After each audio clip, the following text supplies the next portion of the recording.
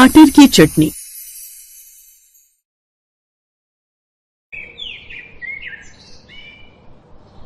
वाह यार माया, तेरे घर की किटी पार्टी में तो सच में मजा आ गया। सब कुछ कितना टेस्टी बना है खाने में, लेकिन सबसे अच्छी ये टमाटर की चटनी है। It's very yummy. सच में मुझे भी बड़ी पसंद आई। किसने बनाई? ये टैलेंट तो मेरी बहू में है। बड़ी टैलेंटेड है, कुछ ना कुछ ट्राई करती रहती है। सच में कनिका, टैलेंट तो है। माया, अपनी बहू से कहकर थोड़ी चटनी मेरे घर के लिए भी पैक करवा दे। कम से कम मेरी बहू भी इसे खाकर कुछ चटनी बनाना सीख ही जाए, वरना उसे तो रील्स बनाने के अलावा और कुछ नहीं आता। हाँ, मैं अभी कनिका बहू को बोल देती हूँ। माया कनिका को कहकर टमाटर की चटनी एक डब्बे में रखवा देती है।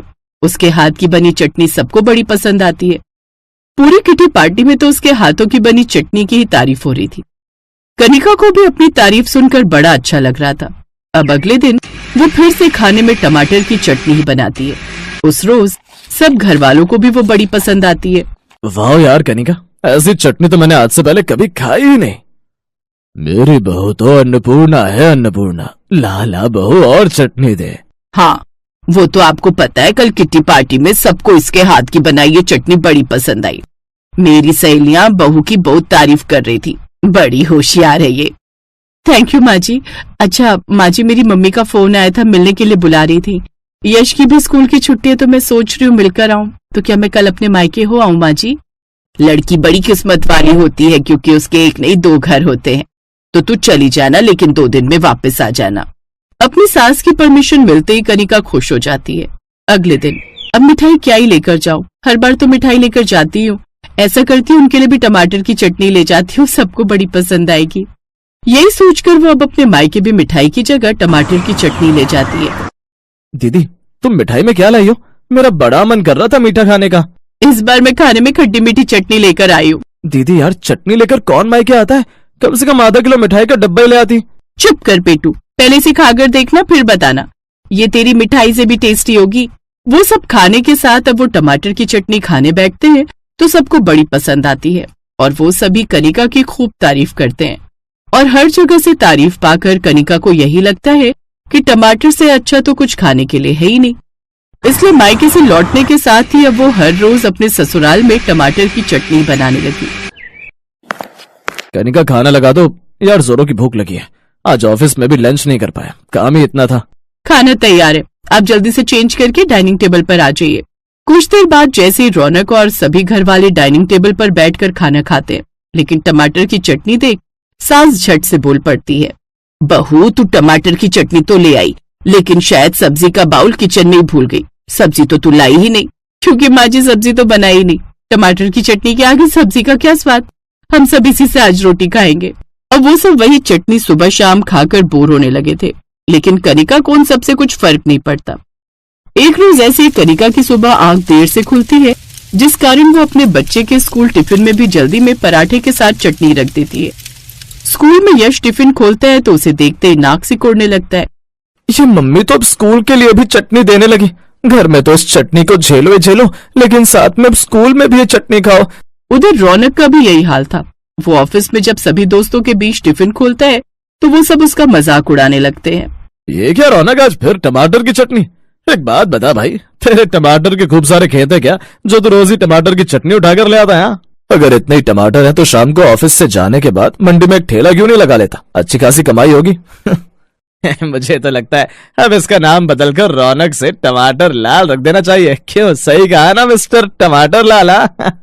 उन सब की बातें सुनकर रौनक को बड़ा बुरा लगता है। वो घर आकर कनिका से इस बारे में बात भी करता है, लेकिन कनिका तो भला कहाँ किसी की सुनने वाली थी। वो तो बस वही करती जो उसका मन करता। वो अभी भी चटनी बनाकर रख देती। ऐसे ही समय बीतता है। घर वालों के बार बार कहने पर भी कनिका चटनी के अलावा कोई सब्जी नहीं बनाती। ऐसे कुछ दिन बीत गए। फिर एक रोज जब कनिका बाथरूम से नहाकर निकलती है तभी उसका पैर फिसल जाता है और वो नीचे गिर जाती है और उसके पैर में चोट आ जाती है। फिर डॉक्टर को बुलाया जाता है। इनके पैर में फ्रैक्चर है और अब इन्हें कम से कम 1 महीने तक बेड रेस्ट पर रहना होगा। कनिका बेड रेस्ट पर ही रहती है और रसोई की कमान आ जाती है अब सास माया के हाथों। माया मन ही मन सोचती है, जब कोई बार बार गलत करता जाता है तो भगवान खुद सबक सिखाने का एक मौका देता है और अब ऊपर वाले ने मुझे वो मौका दिया है कि मैं इसे वो सबक सिखाऊं। बड़ा शौक है ना इसे चटनी खिलाने का, अब इसका ये शौक पूरा करती हूँ मैं। अब माया बाकी सभी घर वालों के लिए तो सब्जी बनाती, लेकिन कनिका को तो वो तीनों वक्त टमाटर की चटनी के साथ ही रोटी खाने को देती। ले बहू खाना खा ले, फिर दवाई भी तो खानी है, ब्रेड और टमाटर की चटनी है। जी माँ जी। फिर दिन के समय ले बहू थोड़ा पुलाव बनाए और साथ में टमाटर की चटनी।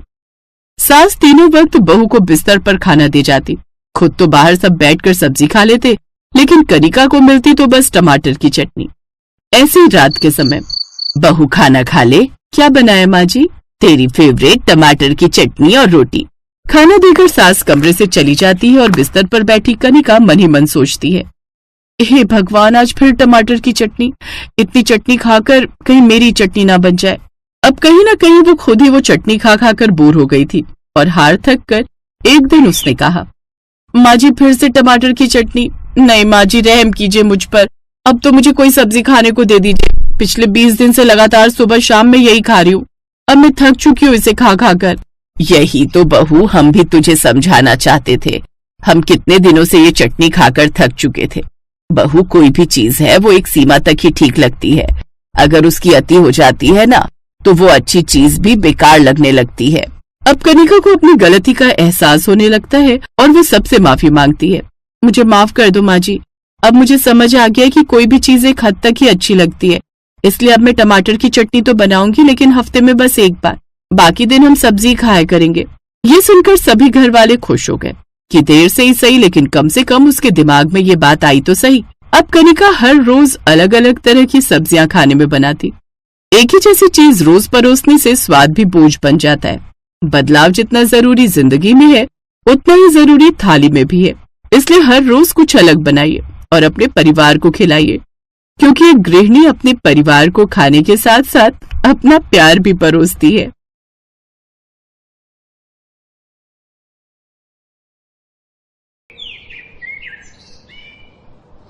राधिका नई नई ब्याह कर अपने ससुराल रामपुर गांव पहुंची। बहू जल्दी से अंदर आ जाओ, बाहर बहुत गर्मी है, गृह प्रवेश हो गया। राधिका अपने पति विनोद के साथ घर के अंदर आ गई। अंदर उन्हें थोड़ी राहत मिली। बहू थोड़ी देर आराम कर लो, शाम को तेरी मुंह दिखाई है और वो सब तेरे हाथ का ही खाना खाएंगी, पहली रसोई की रस्म भी हो जाएगी। शाम को राधिका किचन में जाकर खाना बनाने लगी। इधर उसकी सास और ननद पायल के साथ मोहल्ले की औरतें बैठी थी। पता है मेरी बहू तो 1 घंटे में 56 भोग बना लेती है। अच्छा, ये तो बड़ी अच्छी बात है। बाहर उसकी सास मेहमानों से घंटों बातें करती रही, पर राधिका अभी तक खाना बनाकर नहीं लाई। यार यहाँ में टाइम पास करने बुलाए क्या? 3 घंटे से तेरी बहू किचन में कर क्या रही है? अभी तक खाना नहीं बना क्या? लगता है भाभी कुछ गजब का बना रही है, तभी टाइम ज्यादा लग रहा है। खैर, काफी देर इंतजार कराने के बाद राधिका आखिर खाना लेकर आ ही गई, पर खाना देखकर सब हैरान हो गए, क्योंकि खाने में सिर्फ दाल चावल था। अरे बहू, 3 घंटे में तू सिर्फ इतना सा दाल चावल ही बना पाई, इतनी देर से क्या कर रही थी किचन में? सासू माँ, पहले मैंने दाल भिगोने के लिए रख दी, 20 मिनट बाद जब दाल भीग गई तब मुझे याद आया कि तड़का लगाने के लिए प्याज, धनिया और टमाटर काटना तो भूल ही गई। फिर मैंने प्याज, टमाटर और धनिया काटा। उसके बाद मैंने गैस जलाई, कढ़ाई में तेल डाला, पर उसमें प्याज डाल दिया। तभी अचानक याद आया कि अभी तो दाल पकी ही नहीं, फिर तड़का किसका लगाने जा रही हूँ। फिर मैंने दाल पकाई, उसके बाद तड़का मारा। ये सब करने के बाद किचन में सारा सामान बिखरा पड़ा था, बहुत गंदगी थी, तो मैंने किचन साफ किया। सब कुछ करने के बाद याद आया कि अभी मैंने चावल तो बनाया ही नहीं। फिर बस करो भाभी, वरना आपके बताने में 3 घंटे और लग जाएंगे। उसके बाद सबने खाना खाया। रात में राधिका और विनोद की सुहाग रात थी। राधिका, सुना है आज तुमने सिर्फ दाल चावल बनाने में 3 घंटे लगा दिए। अगर दाल चावल सब्जी पूरी अचार गाजर का हलवा ये सब बनाने को बोल दिया जाए तो कितने हफ्तों का टाइम लगेगा? मेरा मजाक मत उड़ाइए, जैसा मुझे आता है वैसे ही तो बनाऊंगी। अगले दिन जब परिवार के लिए खाना बनाना था तब भी ऐसा ही हुआ। सुबह से राधिका ने खाना बनाना शुरू किया तो दोपहर तक बन पाया। बहू, इतनी देर तक किचन में मत रहा करो, गर्मी बहुत है। बहू, खाना जल्दी जल्दी बनाना सीखो, वरना लोग तो भूखे ही बैठे रहेंगे। भूखे तो बैठे ही हैं माँ, बातें बाद में करना, पहले खाना खा लेते हैं। सभी को बहुत भूख लगी थी, इसलिए सब खाना खाने लगे। ऐसे ही वक्त बीत रहा था। राधिका को खाना बनाने में 2-3 घंटे तो लग ही जाते थे। फिर एक रोज उसकी सास की कुछ सहेलियां और उनके पति दावत पर आए। अरे आइए आइए, स्वागत है आपका। आने में कोई तकलीफ तो नहीं हुई? तकलीफ तो अब भाभी देने वाली हैं। तू कुछ ज्यादा ही बोलती है, जा अपनी भाभी को खाना बनाने के लिए बोल। पायल ने राधिका को खाना बनाने के लिए बोल दिया। राधिका किचन में गई तो सबसे पहले आलू छीलने लगी। आलू छीलने के बाद उसने गैस जलाकर उस पर कढ़ाई चढ़ा दी और उसमें तेल डाल दिया। हे भगवान, मैंने प्याज और लहसुन तो काटा ही नहीं। फिर प्याज और लहसुन काटने लगी। उसके बाद उसने सब्जी पकने को रख दी और चुपचाप खड़ी हो गई। सब्जी पक जाने के बाद इसके बाद पूरी बनाओ या रोटी? मेहमान आए तो पूरी ही सही रहेगी। ऐसा करते करते 2 घंटे से ज्यादा बीत गए। बाहर उसकी सहेलियां गुस्सा करने लगी। अरे चलो भाग्यवान, इतनी देर में तो हम लोग 4 दावत निपटा देते। सही कह रहे हो, लगता है इन लोगों ने सिर्फ टाइम पास करने के लिए बुलाया था। अरे बैठिए, बस खाना तैयार ही हो गया है। हमें बहुत लेट हो गया, दूसरी जगह भी जाना है। दोबारा दावत पर बुलाना तो किसी रेस्टोरेंट में बुलाना, घर पर नहीं। इतना बोलकर सारे मेहमान चले गए। तुम जाकर बहू को देखो। हाँ माँ, तब तक मैं सर अपने दोस्त से मिलकर आता हूँ नुक्कड़ पे। उसकी सास किचन में गई तो देखा सारा सामान इधर उधर बिखरा पड़ा था। बहू, तेरी वजह से आज हमारे मेहमान नाराज होकर लौट गए। तू आज दोबारा मेरे सामने खाना बना। देखती हूँ तू आखिर खाना बनाती कैसे है कि 3-4 घंटे लग जाते हैं। ठीक है सासू माँ। राधिका ने अपनी सास के सामने खाना बनाना शुरू किया। थोड़ी देर में वो सब समझ गई। बस कर बहू, मैं सब समझ गई। तू कोई भी काम ठीक ढंग से अनुशासन के साथ नहीं करती, इसीलिए तुझे इतना वक्त लग जाता है। मैं कुछ समझी नहीं सासू माँ, आप बताइए ना, मैं ऐसा क्या करूँ कि ढेर सारा खाना कुछ ही समय में बन जाए? देख, सबसे पहले तो तुझे जो भी बनाना हो वो एक कागज पर लिख ले, जैसे सब्जी, पूरी, हलवा या जो भी बनाना है। उसके बाद उसमें इस्तेमाल होने वाले सभी मसाले और बाकी सामान की भी लिस्ट बना ले, जैसे प्याज, टमाटर, शिमला मिर्च, नमक, ये सब। और लास्ट में ये जरूर लिखना कि किस काम के बाद कौन सा काम करना है। फिर पढ़ पढ़ के एक एक लाइन से सारे काम करती जा। कुछ दिनों बाद जब ये सब आदत में आ जाएगा तो लिखने की जरूरत नहीं पड़ेगी। वाह सासू माँ, इससे काम तो बहुत आसान हो जाएगा। अगले दिन से ही उसने ऐसा करना शुरू कर दिया। अब वो 4 घंटे का काम 2 घंटे में करने लगी। करीब 1 हफ्ते तक ऐसा करने के बाद, बहू आज तू बनाएगी शाही पनीर, पुलाव और पूरी। ठीक है सासू माँ। राधिका ने जल्दी जल्दी सारी सामग्री बनाने का सारा तरीका लिखा। फिर उसने सारे मसाले, प्याज, लहसुन ये सब काट कर अपने सामने रख लिया। चावल भी धो लिए। अब एक चूल्हे पर उसने शाही पनीर पकने को रख दिया, दूसरे पर पुलाव।